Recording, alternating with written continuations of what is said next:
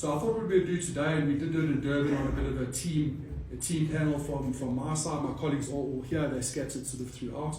And just on that point, how we run the EMA or our EMA portfolio is we run it on a team basis. And I think you guys would agree, exactly like trustees typically sort of split up portfolios.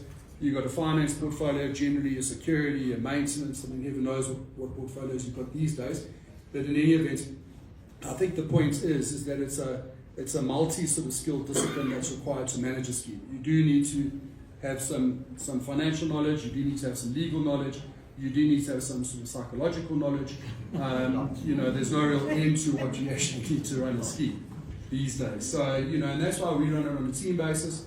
We have sort of, operational meets. I generally get sort of like shouted down, but, I find that, the attorneys generally have an affinity towards the legalities and the legal, the accountants and the financial people towards the finances, and then, the stupid practice people like myself and one or two others, we kind of know what works and gel it together. So I think it's quite nice from a, just for a scheme. They've got a nice sort of skill set that is all sort of meshed together, and we debate shots, but heaven knows what we do, but at the end of it, we come up to a decision that we think is in the best interest of the scheme.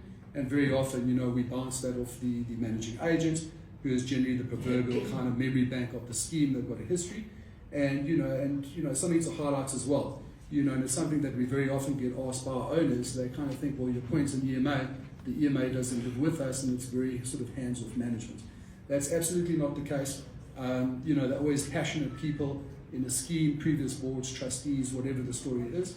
And, they're passionate. So, we have meetings with them generally on a monthly basis. There's a high degree of sort of touch points between ourselves and them. The one scheme, I think I mention it every time, it's the garden committee. We suffer through a walk around looking at the succulents and tea and coffee and whatnot. But they give us good sort of insights in terms of what's going on at the scheme.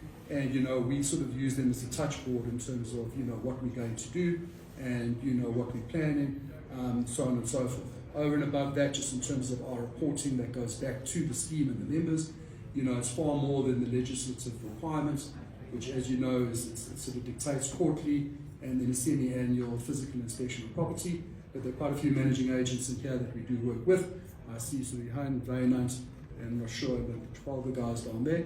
But, we give very detailed sort of monthly reports. So, the reports go out and, we work with the members, but, ultimately we'll make a decision. I think very often, just from experience, even formerly as a managing agent, the more trustees there are, it's almost the harder it is to make a decision. Everyone's got an opinion, an agenda, and they just talk, kick for touch. But, at least when we come in, we'll listen, we'll assess, and then, hopefully move productively forward. Still, obviously, under the auspices of all the legislation.